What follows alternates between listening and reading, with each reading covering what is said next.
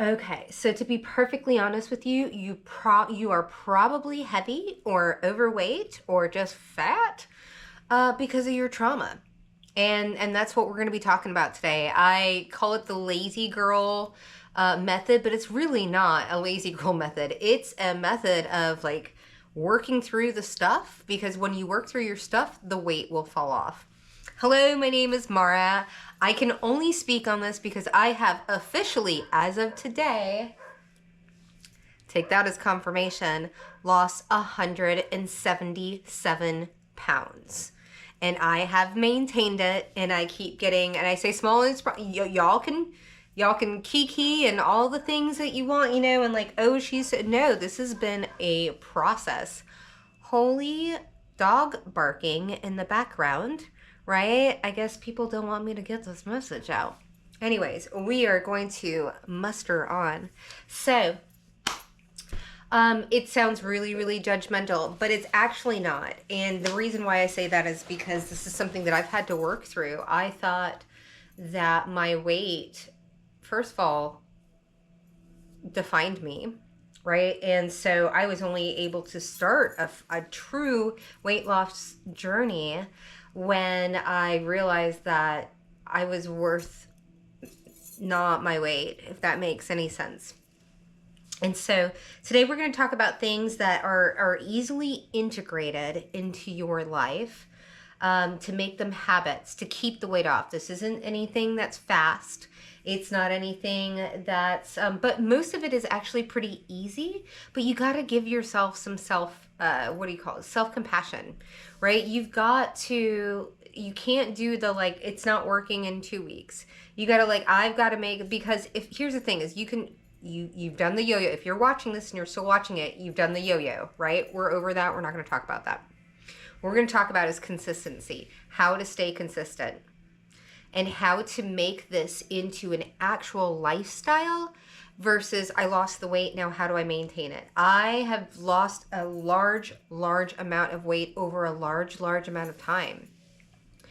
And I'm okay, so I'm like going back to 28 because I lost a bunch, and then I gained a bunch, and then I lost a bunch, but it's been 20,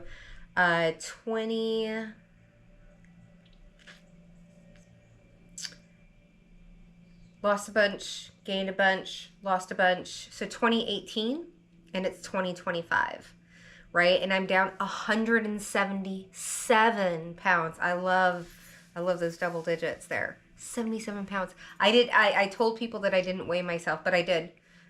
I stopped weighing myself after I got over 300 pounds. I stopped taking photos of myself. I have one and the only reason why I'm in it, and I'm going to show it to you, is because I was in a wedding. I was a wedding photographer, and I was a second photographer to my friend. And hi, girl, I love you. Mwah. That was such a beautiful wedding. And I had to take a photo because the bride wanted a photo with both of the photographers, and that's the only reason why I have a photo. And I believe I was around like 230, 240. I mean 330, 340. Yeah, so that being said, I've lost a lot of weight. And it's not all muscle. I did get pretty muscular a couple of times. I lost like 45 pounds in 2 months because I was, bicycling. Those aren't words. Hello, Mercury retrograde. With my dyslexia and the Mercury, if y'all don't believe in the Mercury retrograde and how it affects your communication, I have 5 mercurial placements in my chart. Like the birth chart rocks, it rules, it matters. Everything that's going on in your life right now has everything to do with your planetary placements. I understand that you don't believe that, and I'm not here to convince you. But if you believe in a God that is bigger than what you read in the Bible, because the Bible is amazing. Do you know how many books are in the Bible? Do you know how many real books are in the Bible that have just been, somebody was like, oh, we don't want them to read that one, we're going to take that one out. Don't come to me with the Christian rhetoric, because I'm a follower of Jesus. Not the Christian rhetoric, right? I'm a follower of Jesus. So if you study the life of Jesus, hello, New Testament, right? You want to, and don't come with me to the Old Testament, some Leviticus and Deuteronomy crap. Oh, hell no. Right? If you are going to come with me like thou shalt not this, that, and the other, well, then thou shalt not be in your home when you have your period. You should be out in the tent with the goats and all that other stuff. Do not cherry pick verses and come to me and tell me, right, about soothsayers and all this other stuff. I am not going down that rabbit hole. And here's also the thing, even if I were to, you're going to bring the Bible to me, first of all, because I know more about it than you, and I've read it 3 times through. Almost got a degree and went to seminary, okay? So don't come to me with that. Unless you really, really want, we can debate all day. Here's the thing is you won't come and say it to my face. You'll go around to other people, right? This is what I am bulking. And this is Jesus Christ. I am not comparing myself to Jesus as Lord, right? I am not, but he is the Christ consciousness is what I adhere to. It's not some rhetoric that's thrown at me because you're a Methodist and you're a Presbyterian because of the way you interpret one certain verse in the Bible. Really? And then we talk, oh my gosh, do not get me on to anybody that wants to throw the Bible at me because I am a fan, right? And here's the thing, it's like, oh, you're not who was the Bible? Who wrote the Bible? They're all prophets. The Seventh-day Adventist Church, they have texts and texts and texts. I'm talking about thick books, like encyclopedia texts of Ellen G. White. Have we ever gone down the rabbit hole of Ellen G. White, the girl who bumped her head? And now she's a female. They based the whole, in 1844 and William and the whatever of Christ and all of the crap and the poo. Really? You based your entire religion off a 12-year-old girl that was probably molested and probably knocked over the head by her child pastor or her what? I am not, y'all. The next 4 to 5 days. All right. So let's go down because this is why it's coming up in this it's not even a reading, is it? In this video is because your weight is trauma. When I started losing weight, oh my gosh, the memories, it's like, well, the body carries trauma. So the more you have gained weight, think about it. When did you start gaining weight? Who were you around? Who did you marry? Yeah, it's building and building and building. And perhaps there's some, we're going to try and keep this monetized, but I'm being truthful. Right? You cannot deal with your weight until you deal with your trauma. Now we can also go ahead and give you some tools that you can use on the regular, on the daily, not like get 10,000 steps. I don't walk 10,000 steps. I couldn't. When I had to start losing the weight, I hadn't walked in 9.5 months. I was being raped daily by my husband, even though we were separated and I wasn't supposed to, but I was on drugs and I was drinking on top of that. I say on drugs, on medication, because I had Guillain-Barré. If nobody, go look up Guillain-Barré syndrome. Right? My body wouldn't even repair itself. Like my body completely, I went numb from the ankles up. I couldn't walk. Right? I went into anaphylactic shock and my husband at the time stood there and said, I was like, call 911. I was going blind. I hit my head on the toilet. He was throwing up because I had shit myself and he wouldn't call 911. I thought at the time, what he said is we can't afford it because I had just been to the emergency room. We can't afford an ambulance. Are you fucking kidding me? Before I passed out, I asked him, screamed at him to get my it was at the time, it was 180 milligram Allegra. And I freaking threw a handful of it and chewed it and I woke up in my own piss and shit. And he never called. I was half blind and shit you not. And then I'll tell you about the other time he tried to actually kill me. Took my paddle, pushed me away into a damn sucking river. There was a helicopter looking for me. The cops were looking for me. And who were the friends that covered it up? Ooh. Oh, you think I don't see you? The Cullens? All right, so Yeah, so here you are. You're on this channel. If I'm offending you or this, that, and the other, you can just click off. But this is what's going on in my life. And I don't really talk about stuff like this, but like now it's about time, right? This is what this whole lunar eclipse is digging, right? Pluto making a change. I am no longer going to stay quiet about the abusers, and I am going to publicly expose them so nobody else gets hurt, because that's the one thing that I didn't do. My ex-husband, I let him, because I wouldn't speak out because he was, stalking me. My attorney, divorce attorney, me trying to, bailed because he was stalking my attorney. So here we go. Right? This is my channel, and I talk about what I want. And so the reason why I was able to lose that much weight is I lost an ex-husband, and I lost about as much. You know, he gained like 100 pounds in 6 months after he got out of the military. They'd already had him on the Fat Boy program. Couldn't keep anything out of his mouth, apparently. So yeah, I'm going to do my thing. I'm going to speak my thing because it's all related. You want authenticity. You want the truth. Yeah, if you got fat, it's because who you're with. Just saying. All right. Chop, chop. Let's get into the deeds. So, what can you live without? Okay, beverages. We're going to talk about beverages. I have the note here. If you can cut your calories here, you can win the game. Okay? Cut the red, no beer, club soda only, CBD, mocktails, no added sugar.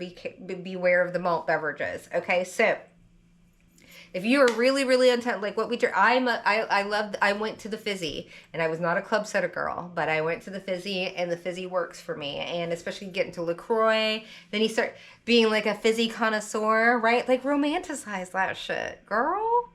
Like, get the, like, if you go with the bubblies, they got the blackberry and this, that, and the other. But if you really want, here's the thing, is if you want to be able to be that girly that goes out and has beverages, because I did. And I know why, and I have cut down a lot because I was just a functioning alcoholic, and there was a reason for it. Now it's an option in a plethora of a toolbox of things that, if I'm, the serotonin, the dopamine, you have to understand your psychology and your psychopathy and where you came from. And like, maybe, I've been living in survival mode my entire life. So my central nervous system needs things to suppress and calm it down, weighted things, even like this bodysuit. Oh my gosh. The only thing is I can't pee in it. I can't, like, you know what I mean? Like, I gotta like unrobe myself to pee. But I absolutely enjoy, because, I was a newborn photographer, babies and swaddling, huge thing, central nervous system. I just came out of the womb, like laying out, like soaking up in the hot lava, right? And then you're birthed out into whatever you're like, right? Like I was the baby whisperer, which is hilarious because the first 6 months that I was a newborn photographer, I was like, what is this? I'd never touched a newborn. Like, and they like picked up on my fear, and so they'd freak out and I'd freak out, and I wasn't making money because I was freaking. Babies don't, photograph well when they're freaking out. And then I just learned, I just got so zen with them. I was just like, oh, they're just like dogs, right? It was just, I tell you, the babies, and at this time, my ex-husband, he was getting deployed over and over and over again, and they saved my life. They made me realize what was real in life. And it was really cool when I got to a point. It was like I was at the 5-year point when I was with Bella, and I had actually started having a few mothers that I had taken their photographs when I first started, like their baby, and then they came in with another baby. Like, how cool is that, right? Anyways, I loved that. And it made me really feel comfortable just like in life and love. And so, one of my things I have on here, but I'm just going to go ahead and scratch it off, is having a hobby, having a passion, finding something, even if it's something just like my felting. I got like these little birds. I'm such a bird girl. And then I met the felting, and I love the selling, and I love just stuffing things and making little, that's the way I was able, I grew up with very little. And so I made do, and I was really into like survival, and I am a master escape artist, and that's something that emotionally, physically, I'm able to, and that's a superpower of mine, just on the trauma, right? Like, and I'm not using that as like, oh, I've been traumatized. No, it's just a fact. It just is what it is. In fact, I am the person that does not call it like victimization. No, not a victim. I'm a survivor, and I'm going to weaponize it, and I'm going to monetize it, and I'm going to show other people how to get through it without the fluff. I did not get through this. I do not meditate. There are other ways of meditation. There are other ways.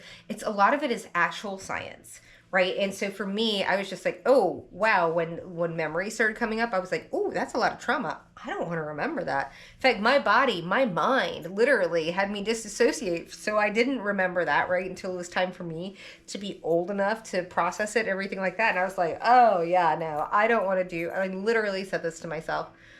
I do not want to do 10 years on a therapy couch. Like, how do I bypass this? Because innately, which I love, because I was literally bred and born for people who are like, take the shortcut. And I'm like, yeah, let me take a shortcut. This is a Capricornian, right? A Saturnic type of energy where you're just like, let's cut out the excess. Like, it's like some MAGA, Elon Musk, Trump stuff going on. Like, let's just take everything off of the whatever. Well, yeah, so I culled everything out of my life, and it's like, what's the most important? But I didn't do that. Saturn did that to me. And this is where people don't understand. It's like, you don't want to, you believe in God, but you don't believe that God is so big that he would just create a planet and just leave it spinning in air with a whole universe and a gravitational force and other galaxies that are out there. You are so limited in your brains that you wouldn't think God would give a planet a purpose. Like, he gives a porcupine. I know that's for somebody. A porcupine, or anybody, any of us, there's a reason for your button nose. There's a reason for the Siamese twins. There's a reason for the platypus. There is a reason. But you think like the things that actually rule our gravitational force, everything like that, those are the one things that God like forgot about and was like, oh yeah, they're just spinning there and they look pretty in the sky. Are you kidding me? Right? So the people that are telling you the least amount of, they're like, oh, this is satanic and this is all this other stuff and blah blah blah blah, and like yoga, really, like, oh, it's a new age thing where it moves your chakras, your energy. This is how you lose weight. You don't lose it by, oh my gosh, drinking the diet soda. It's literally doing the opposite thing. Once I got off of aspartame, because I was like, I'll just go to diet. I'll just go to Crystal Light. I'll just go to this, that, and the other. And there is a window that you can do that in with your body. And then your body's like, oh no, right? You need natural foods. You need to process it, right? It needs to go out just like a methane gas or something along those lines. So like my biggest thing is like, if you want to drink a soda, like a Coke, go get the real thing. In fact, go get the Mexican one with the real ash sugar in it. And then look at the calories in it and decide whether that's something you want to intake or not. But don't look at the 0 calorie and like take 10 of them down and mess up your complete body, the metabolism system. And like, you're not going to burn anything. I mean, it is such a game changer. Get off the diet stuff. I promise you. I promise. You can get off the diet and go to natural fruits, which everybody says, no, you're not carb cutting here. It's the quality of the carbs. It's not the amount of the carbs, especially if you're a woman over 40. Oh my gosh. If you go on keto, you're just going to be a fat, flabby, like you may lose the weight, but you're going to be fat and flabby. And then you're going to start looking into, like, when we start looking into bone density after the age, no bueno. It's not good. And then getting into menopause, no bueno. I feel like I'm yelling at you. I get a little... It looks like I'm going to have to chop this up into some segments. Okay, So, club soda. When we get into mocktails, other options of, versus alcohol, which is bloat and liver and all of the things, right? CBD, D8, D9, they have actual like tinctures for this where you're not ingesting. You don't even have to take the gummies. You can just put the tincture in your tea. The tincture in your tea. Oh, I might have to, that might be a t-shirt right there. No added sugar, right? Also, those beloved malted beverages like the White Claw, everything like that, it seems so like refreshing and this, that, and the other. Oh my gosh. You might as well just be like pouring a bottle of aspartame. And I know there's probably nothing, I think they're chemically, just don't. It makes you feel like you're on top of the world and you're drinking the skinny drink, and it's literally blocking your body's ability to just process things. And so it's just no bueno, okay? You got to go with like straight liquor and a club soda or red wine. The white wine is just too much sugar. It is. It's going to spike your whatever you call it, and then it's not going to be good, okay? Just real tricks of the trade, okay? Check the bread. Yeah, beer. I lost beer for like, I say 2 years, but about 4 years. Here and there I'd pepper it in, and every time I pepper it in, the belly grows, the things grow, this, and it's such a comfort thing for me. I love it. It's very grounding, especially for like oh, I won't say that because it'll put me in trouble. But, if like when I was, I'll just tell you a little bit what I was going through, like the road trip. Pardon me, and I was in the West, like Las Vegas. People don't realize, and it was the first time that I had been really like sober, like not having alcohol or weed or anything like that. Just in my system, generally, like I do. I mean, I was in survival mode, and I forgive myself. But I remember, going like, I would get because I was so sober, like when I'd go up to the mountains and like, I didn't know how to regulate. I didn't know anything about dimension. I didn't know anything about being psychic. Really, I knew I was, but I didn't know, closer to God, like literally in the atmosphere type of things. Like I needed grounding. I didn't know that I needed so much like energy, like being on the ground, like my feet in the earth, or like biking or walking or hiking or something along those lines. I didn't know. And so I was driving these like huge mountain ranges, and I felt like I was floating off, and I was freaking out and like getting off on the like the stops. Right. And so the only thing that would bring me down is to like go sit down at like I'd go to like a Flying V or something like that and like drink a beer. Right. And it was like enough. If I got pulled over, I wouldn't give a full, I wouldn't, I wouldn't blow, and I didn't feel like I was taking anybody's life, putting them in danger. But like, this is like even through my sober, like I remember it was like maybe like 6 or 7 times. During like a 6 or 7, it was probably like once a month where I was like, oh, I gotta like stop and like crack a beer and like, because it was an emergency. And like I say emergency, like I needed to get to the place that I needed to be. It wasn't like I could just hang out here for a couple days and like go for a hike and do that, right? Like I needed to be somewhere. And so there, and here's the thing is like, I wouldn't go and get like a glass of red wine because the wheat, we have to think about like what we are ingesting in our body, right? Like what does beer come from, mead, anything like that, like and how it affects the body and how it affects your body. And maybe, some people can't handle some certain, like, you don't want me on white tequila, yo. Nah, bro. Anyways, so that's definitely one of those things where you gotta like really, I feel like this is gonna be like it's gonna have to be an episode in itself, and then do another one, because I guess there's just a lot more to be said. So I think I'm going to go ahead and like, stop this here and then confer with my spirit team and see where we're going to go. Because I thought I was just going to be like, boom, boom, boom, go through the process. And I think there's a lot more to it, apparently. So, all right, we'll catch you on the flip then. Bye.